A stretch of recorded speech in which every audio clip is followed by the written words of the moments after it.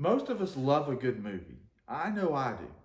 I have certain ones that I watch over and over again. One of my favorites is Moneyball. I think I've mentioned this before, but I have the name of the movie embroidered on the inside of my suit coat jacket. Many of you will watch this movie and think, why is this one a favorite? What speaks to me? You can learn a lot of basic life lessons from this story. Many of us have things that speak to us. Music motivates, words inspire, art gives us room to create and imagine, and movies tend to bring it all to life. All of these things influence us. They change our perspective. They can ignite a fire in us to live and be a certain way. That is why we have to be careful of what we are watching and what we are listening to. I think of our worship service. We incorporate many of these elements there. We sing, we pray, we read His Word, and we hear lessons that ignite us and that change our perspective. I've been thinking a little bit about Jonah, one of these childhood stories that we sing about and learn about at an early age. William Marison once built us a fish that was life-size that we could walk through as we entered the auditorium. This story is like a good movie. It has action and excitement, and it reels us in. But there are some very big perspective-changing nuances that I hope we do not miss. Chapter 1 of Jonah. God called for a storm to intervene in Jonah's life. Chapter 2 of Jonah. God called for a big fish to keep Jonah for 3 days and spit him out. Chapter 3. An entire city of Hebrew-hating pagans turned away from their wickedness and received God's undeserving mercy. Chapter 4. The plant, the worm, the sun, and the east wind arrived on the dot, doing precisely what God wanted them to do.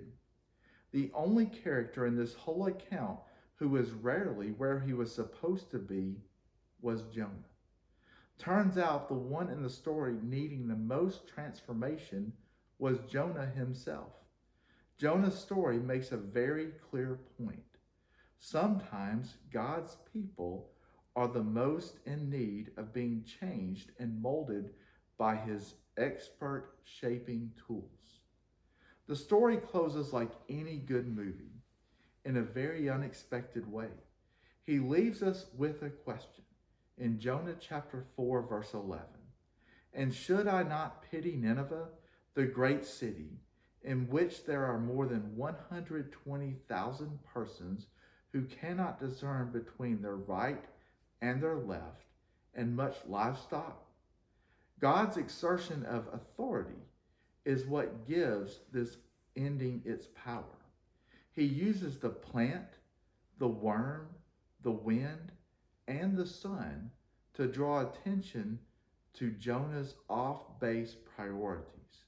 He interrupts Jonah's life to give his child a shift in perspective. Interruptions call for surrender. He interrupts Jonah's life in many ways in this book.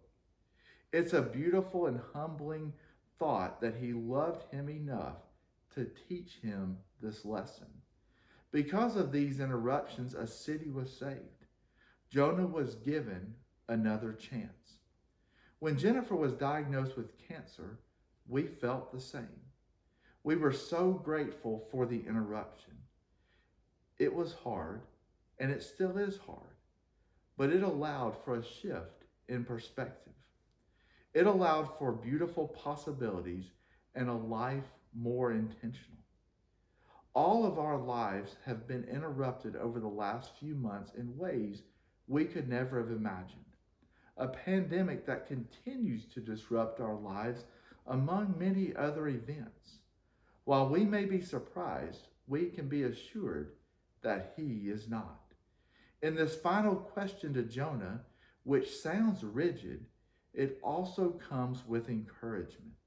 He gives Jonah a light bulb moment. When we surrender to these interruptions, the effects can be endless. Our lives can be altered, and we can have the capacity to impact many others. I challenge you as this week comes to a close, look at your priorities, shift your perspective, take time to ask and answer the hard questions. Be the leading man or lady in your own life, but allow God to be the director.